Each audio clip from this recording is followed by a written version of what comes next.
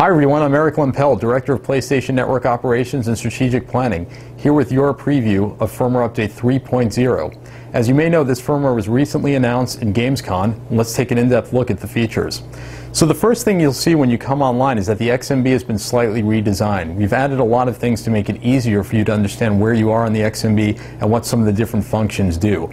And we've actually replaced the info board with something completely new called What's New. So let's go over there and take a look. So I'm going to go over to the PlayStation Network icon on the cross-media bar, and this is where this will be located. And this will actually come up as the first thing when you start up your PS3. And we're going to populate this with new information on a regular basis. So as you can see today, I've got lots of information from the world of PlayStation. There's information from the PlayStation Store, from PlayStation Home. We've got a section for Pulse. We're talking about PSP Go, Little Big Planet Game of the Year. There's a lot we can do with this. So for example, with Little Big Planet, if I click on this, we're going to go over to the official game site on the web browser for this game. If I were to click on the PlayStation Store icon, we'll go directly to the store. And if we were speaking about a specific game in the PlayStation Store, we would link directly over to that game. So this will really make it easy to bring things to the surface and help you find the latest and greatest quickly. Another thing we can do is link to videos. So I'm going to go over to Pulse, and I can click on that, and it'll immediately start playing Pulse.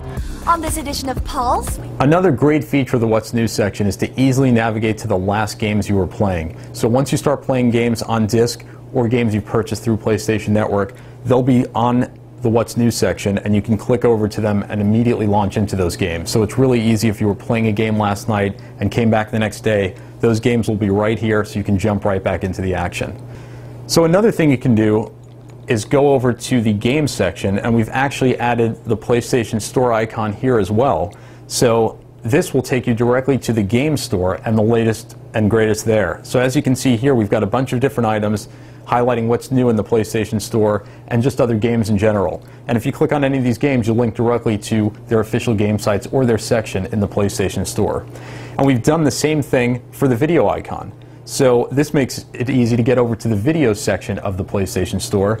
And again, if you click on this, we'll be highlighting some of our newest releases available for rental and purchase, and you can link directly to those items to check them out. Another thing you'll notice is that there's some more animation behind the scenes on the XMB. As you can see, there are these sparkles kind of bouncing around in the background.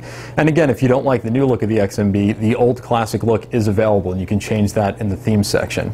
The next thing you'll immediately notice is in the upper right-hand corner of the screen. So if you take a look up there, if you see Kratos, that's my current avatar. Next to that, you've got the friend icon and the number of friends online. And then you'll see a piece of mail if you have any messages waiting from any friends on PlayStation Network. So this is a lot of the information you'd want to see on a regular basis, and it's in a much better place. Then of course under that, we've got a little ticker with all the latest news from PlayStation Network. So let's go a little further down the XMB to take a look at something new in the themes area. So we've added the ability for developers to create dynamic themes. So a lot of you are using different themes today that are available through the PlayStation Store, and now we're taking these to the next level. Here's an example of what a Little Big Planet theme would look like using this new functionality. So I'm going over to theme settings, and you can see over here I've got the theme, and then I'm going to select this Little Big Planet theme.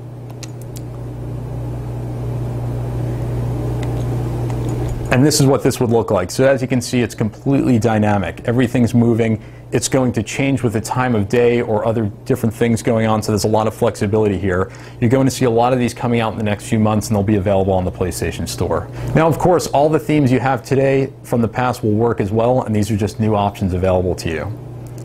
Another great thing you'll be seeing in the next few months are the availability of avatars. So we're going to add a tremendous amount of new avatars to the PlayStation Network over the coming months. That's enabled in firmware update 3.0, and we'll have free and premium avatars available through the PlayStation Store. So it's a new place to get avatars, and you'll be seeing all of your favorite characters and other items from the world of PlayStation.